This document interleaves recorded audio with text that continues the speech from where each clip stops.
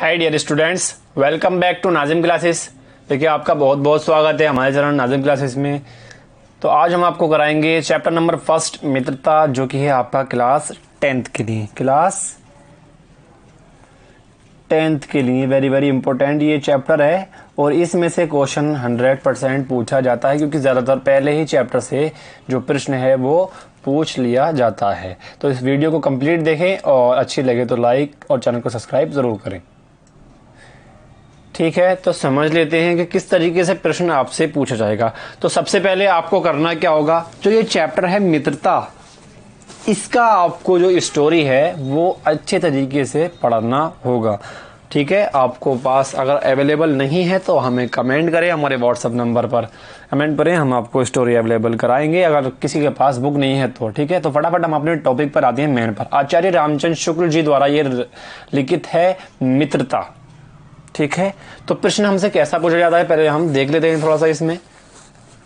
ये देखिए, निम्नलिखित गद्यांश में से जो नीचे दिए गए प्रश्नों के उत्तर दीजिए। नीचे दिए गए प्रश्नों के उत्तर हमें ये गद्यांश दे दिया जाएगा और इसके नीचे ये कहीं कहीं अंडरलाइन भी होगी। ठीक है, सेम इसी तरीके से आपसे बोर्ड एग्जाम में पूछा जाएगा और ये इंपॉर्टेंट भी है, तो इसलिए आपको आराम से और बहुत आसान तरीके से समझाने की पूरी कोशिश की जा रही है। ठीक है, अगर आपके पास नहीं है तो अभी आप इसका स्क्रीनशॉट जो है ले सकते हैं। ठीक है, इस स्टोरी का ये पैराग्राफ है, ये गद्यांश है, इसका आप स्क्रीनशॉट ले लें और इसको अच्छे तरीके से आप पढ़ लें। ठीक है, अब आते हैं हमारे मेन मकसद पर। ठीक, इसमें प्रश्न पूछा गया है कि गद्यांश, प्रस्तुत गद्यांश का संदर्भ लिखिए अथवा गद्यांश के पाठ और लेखक का नाम लिखिए। आपसे अगर 3 क्वेश्चन पूछे जाते हैं तो 2 नंबर का एक प्रश्न होगा। जितने आप प्रश्न करेंगे उतने ही नंबर आपको मिलेंगे। तो इसमें आपको जो मित्रता चैप्टर है इस तरीके से आपसे दिया जाएगा और अब आपको प्रश्न कैसे करने हैं वो आप देख लीजिए। इसको हम लिख लेंगे डॉट डॉट करके, जो हमें शुरू में दिया गया है। हम लोग ऐसे समय में, ठीक है, यहाँ तक लिखेंगे, उसके बाद डॉट डॉट करके हम इस तरीके से इसको लिख लेते हैं। अब आते हैं संदर्भ पे बात, जो कि हमसे पहला प्रश्न पूछा गया है कि प्रस्तुत गद्यांश का संदर्भ लिखिए या पाठ के लेखक और पाठ का नाम लिखिए। तो संदर्भ में हम लिखेंगे प्रस्तुत गद्यांश जो हमें दिया गया है, हमारी पाठ्य पुस्तक। ठीक है, पाठ्य पुस्तक।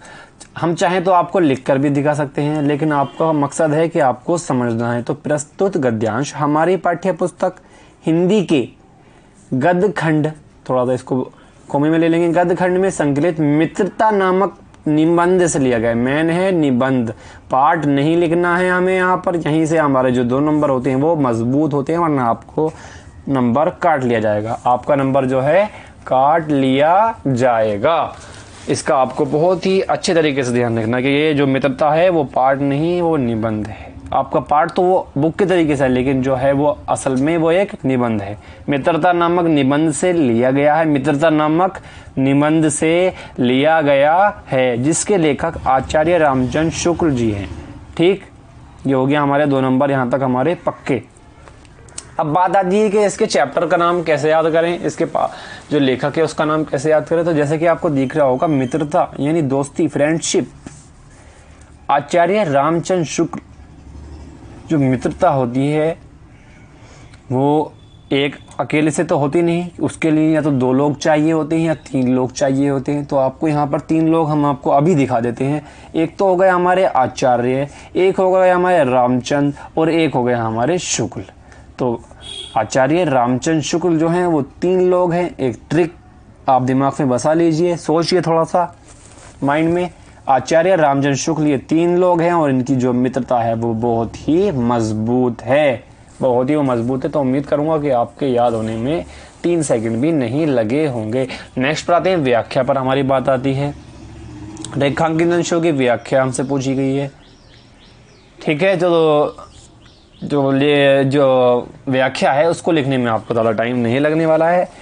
जो वर्ड आपसे व्याख्या में पूछे गए हैं, ठीक है, जो अंडरलाइन हुई है उसको आपको थोड़ा सा डिटेल में लिखना है।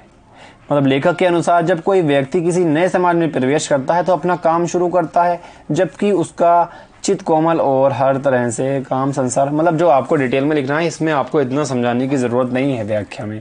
आप चाहें तो जो दिया गया है गद्यांश उसमें से ही लिखकर थोड़ा सा अपने पास से लिख दें तो आपका एक भी नंबर कटने वाला नहीं है। अब आते हैं आगे की ओर। प्रश्न जो इसमें पूछे गए हैं मेन है प्रश्न जो कि 2 नंबर में आपसे पूछे गए हैं और आपको इसका उत्तर देना ही है।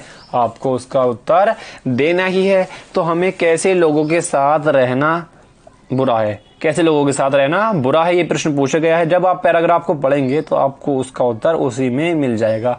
अगर नहीं भी मिलता है तो हम आपको बता देते हैं। लेखक के अनुसार हमें निम्नलिखित 2 प्रकार के लोगों के साथ नहीं रहना चाहिए। नहीं रहना चाहिए। नंबर 1 क्या है, वो कैसे लोग हैं आपको पता भी होगा, आपने भी अपने दोस्त चुने होंगे कॉलेज में, तो आप बंद हैं ऐसे लोग जिनकी हर बात हमें बिना विरोध के माननी पड़ती है। मतलब वो हमें मजबूर नहीं करते कि हमारी बात मानेगा तू, ये काम करेगा तू, तो ऐसे लोग। नेक्स्ट है हमारी ऐसे लोग जो हमारी ही बात को बढ़ावा देते हैं, जो हमारी बात को बिना वजह बढ़ावा दे कि हाँ भाई ये तो बिल्कुल बिल्कुल ठीक बंदा है, इसने बिल्कुल 100 नंबर की बात 1 नंबर की बात कही है, बिल्कुल ठीक है। एक वो लोग जिनका विरोध करने पर भी उनकी हमें बात माननी पड़े, एक वो जो हमारी बात को बढ़ावा दे बिना वजह, ठीक है। नेक्स्ट है क्वेश्चन नंबर 4। सामाजिक जीवन में प्रवेश के समय चित्त भाव प्रवृत्ति कैसी स्पष्ट कीजिए। सामाजिक जीवन में प्रवेश के समय हमारे भाव अच्छी तरह शुद्ध नहीं होते। मतलब जब हम स्टार्टिंग करते हैं अपने जीवन की, जब हम घर से बाहर निकलना स्टार्ट करते हैं, जब हमारी एज 16, 17 या 15 होती है, हम सामाजिक जीवन में लोगों से मिलते हैं, बाहर बैठते हैं जाकर, तो हमारा जो चित्त होता है ना वो कोमल होता है और हमारी प्रवृत्ति पूर्ण सही नहीं होती। जैसा कोई हमें बताएगा वैसा ही हम स्टार्ट कर लेते हैं। तो ये वही एज होती है जो कहते हैं ना कि ये लड़का बिगड़ गया, तो वो वही वाली एज का यहाँ पर जिक्र किया गया है। नेक्स्ट है प्रस्तुत अवस्था में लेखक का क्या कहना है। अवस्था जो इसमें बताई गई है किशोर अवस्था, जो मैंने अभी आपको बताया है। प्रस्तुत अवतरण में लेखक का कहना चाहता है कि किशोर अवस्था सबसे अधिक संबोधनशील और क्रियाशील होती है। इसी में ही जो आपकी हाइट बढ़ती है, आपका जो है मस्तिष्क काम करता है, कुछ आपको नई नई थॉट मिलती हैं, ठीक है, बहुत चीज समझे आपको इस अवस्था में मिलती हैं। इस अवस्था में अच्छे बुरे का पता नहीं होता। आपको ये पता नहीं होता कि हमें क्या बोलना है, क्या कहना है, ठीक है। आपके भी इस एज से गुजर गए होंगे या आप गुजरेंगे, ठीक है। अतः मित्रों का चयन करते समय विशेष जागरूकता रखनी चाहिए कि देखना चाहिए कि हमारा मित्र कैसा है, कोई उसमें गंदी आदत तो नहीं है, कि वो कैसे शब्दों का इस्तेमाल करता है, किस तरीके का रहता है, किस तरीके के लोगों के साथ रहता है, तो इसका आप खास करके ध्यान रखें। लास्ट क्वेश्चन है हमारा, सामाजिक जीवन में प्रारंभिक समय में हमारी क्या स्थिति होती है, ठीक है। सामाजिक जीवन में जो हमारी स्टार्टिंग होती है, प्रारंभिक समय यानी हमारा स्टार्टिंग का जो समय होता है, हमारी स्थिति कच्ची मिट्टी की मूर्ति की समय होती है, जिसको हम किसी भी तरह का आकार दे सकते हैं अपने तरीके से। कच्ची मिट्टी को हम किसी भी तरीके का आकार दे सकते हैं। तो मेन मकसद इस चैप्टर का यही है कि मित्रता और किस तरीके का हमें दोस्त रहना चाहिए, किस तरीके का हमें दोस्त बनाने चाहिए।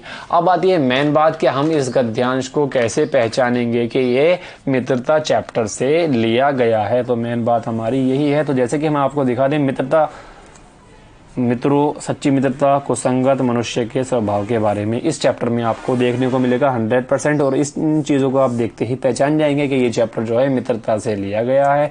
तो वीडियो अच्छी लगे तो लाइक ज़रूर करें, चैनल पर अगर नए हो तो सब्सक्राइब ज़रूर करें।